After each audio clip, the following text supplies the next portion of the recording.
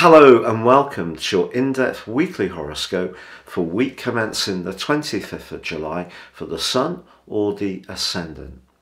As ever, I'm going to give you a broad overview of what to expect, but please stay with me. I will then go through each of the 12 zodiac signs from Aries through to Pisces to give you in much greater detail all the key dates and influences particularly relevant to your sign. Now this week sees the most glorious new moon of the whole year because it's in Leo. Now Leo is governed by the Sun, so this really brings the radiance of the Sun into conjunction with the empathy and the receptiveness of the moon. Now in terms of the moon, Cancer is the most influential new moon of the year, but the Sun really here is asking us to embrace our talents, our flair, our joys, our self-expression, and it also forges near to a perfect 120-degree angle with Jupiter, the planet of growth, in the other fire sign of Aries. It just so happens that Jupiter begins a retrograde on this day, which will last for 4 months, and it is going to be reversing during that period through to the 23rd of October, back into the sign that it traditionally governs of Pisces. But this next month does give us a wonderful opportunity to showcase the things we really enjoy, to meet with the people that give us the most pleasure, and it could, if you're single, also be significant as far as your love life is concerned. Now later this week we do have a once in a 15-year event, so this is very rare, and this sees the North Node reversing in the sign of Taurus, which it entered on the 18th of January this year, meet up with the advancing Uranus. Now it depends on exactly where you are in the world. It could be right at the end, the 31st of July or the 1st of August.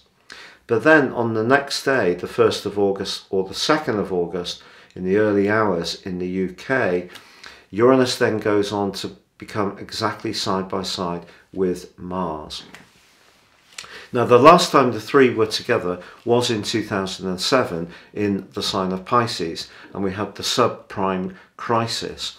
Now if you would like to know more about Jupiter's retrograde and also this very influential link between Uranus, the North Node and Mars, please see my special videos beneath this one, which you can click through to join me as I explore both topics in much greater detail.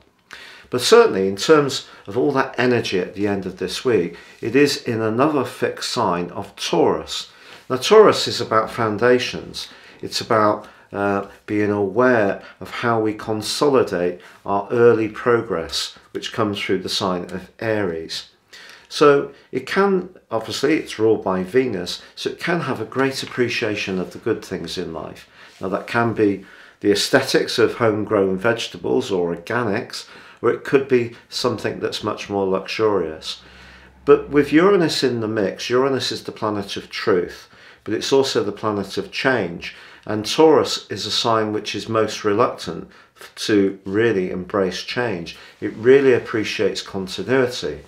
Now in a technical sense, Uranus is in its full in this sign, but also Mars is in its detriment in Taurus. So this is not necessarily a time where we should be too rash with our resources, but with the North Node meeting these two planets, the North Node is almost like the collective outcome of all our behaviour over the last 15 years.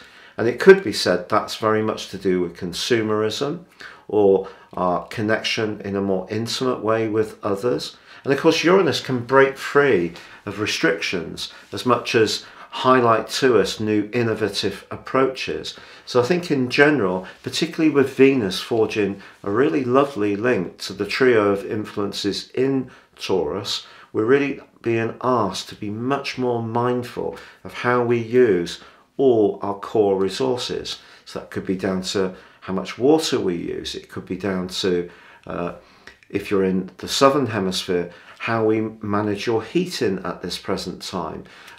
It could be about how we approach food. Are there ways that we can actually recreate our approach to the making and enjoyment of food? So all these things are going to be big topics, but I think it's also possible we are going to see continuing headwinds in terms of interest rates, devaluation of certain stocks.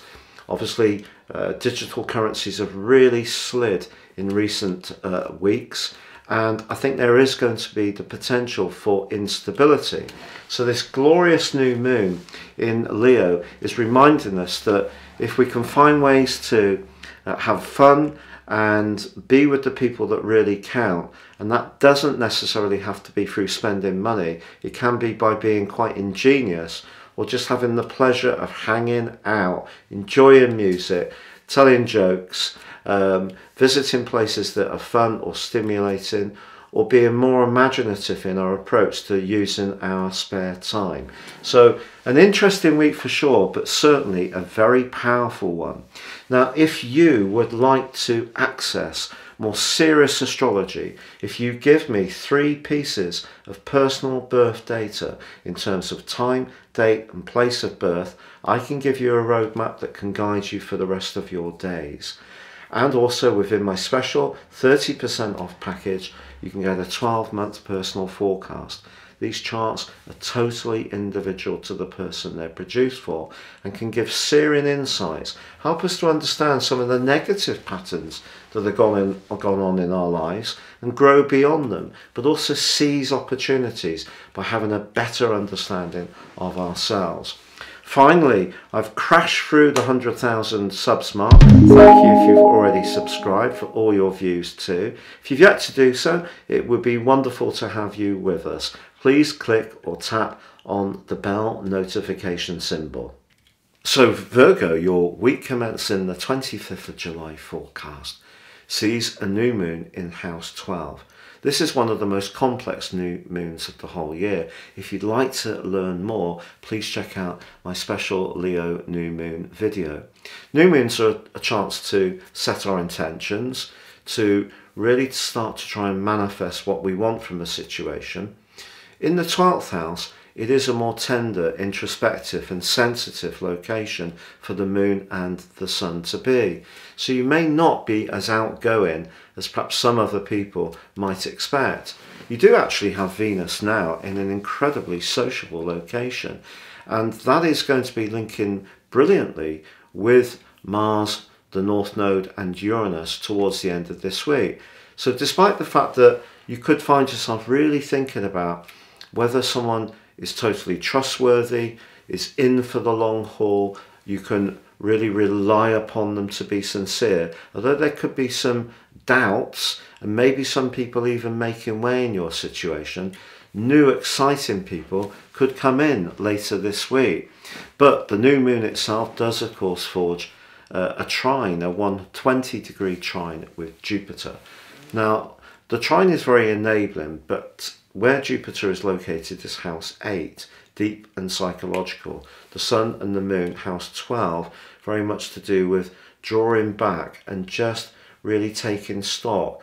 So I think the next 2 or 3 weeks, despite the more glamorous energies of Venus trying to push you outwards and to be a little more socially interactive, I think you are going to be guided most of all by what feels right, and do be guided by that. We all go against it, don't we, at times when we really want something and then we think, oh, why didn't I listen to that inner voice? So I think this is a week to really be conscious of that inner voice, but there can still be some exciting, fun things to do. I just think it needs to be with the right people, and keep a bit of distance from people who do jar on your senses or you feel less assured around.